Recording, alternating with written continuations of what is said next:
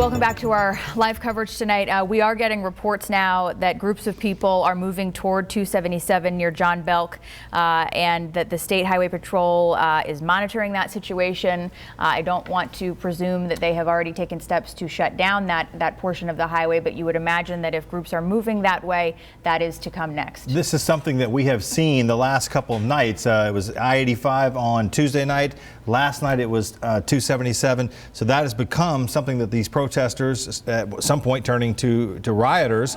And you see some live video now of people making their way down towards the highway. This is one of our crews out live in the uptown area tonight, and this is extremely dangerous. We saw on I-85 on Tuesday people throwing things at cars. Hopefully they've got this section of road blocked off to avoid some of what we saw the other night. And 277 yesterday also extremely dangerous, with groups of rioters stopping cars of people who were just trying to drive from point A to point B. Those people afraid to move through the crowds, afraid that they would hurt someone, afraid that they would be hurt. So we'll wait to see what happens here. I want to bring in former FBI Assistant Director Chris Swecker. Thank you for being here with us tonight. I'd like to start with the curfew, because a lot of people are questioning why this curfew didn't happen yesterday and why it is not going into effect until midnight tonight. What's your take on that? I think it's a good question. In these situations, the police and the emergency authorities need the tools to get the job done.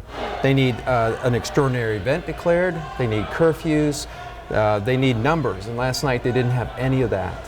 So unfortunately, they were outnumbered last night for a while. They were, in essence, didn't have the law enforcement tools to search backpacks, to limit the types of things that people can carry, such as clubs, sticks, that sort of thing, coolers, things that can carry weapons and rocks and that sort of thing. So I think they were caught off guard a little bit last night. I don't mean the police. I mean the city council and the city manager and the mayor.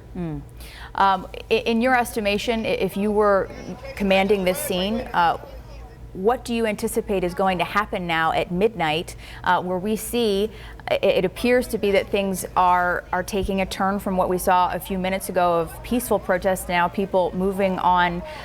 This is Moorhead and Mint, but what we saw moments ago, people moving on to 277. What happens at midnight? And we've Chris? already heard some protesters say, we're not leaving at midnight. Right. That's when it's going to get very dicey for the police department. There are legitimate protesters in fairly large numbers, but mixed amongst those legitimate protesters are hardcore criminals, and they're in sort of pockets and cells, if you will, hitting places where the police aren't, or some of them are actually confronting the police in some circumstances. That's very hard to control. The police have to stay together. They can't go wandering off in ones and twos. So right now, the criminals themselves have the advantage. They have the initiative, if you will. I wanted to ask you this, because we talked about this a little bit last night. As someone who has experience with this, we've seen protesters the last two nights when the tear gas canisters have been deployed. They're ready for this. They've brought wet towels and things to put over their face. They're returning these canisters back at the officers who are shooting them at them. It seems like tactics may need to change a little bit. I think you'll see that tonight. I think that right now there's a lot of restraint, and I think this police department has a history of showing great restraint. The DNC, other special events where they had some time to plan and strategize.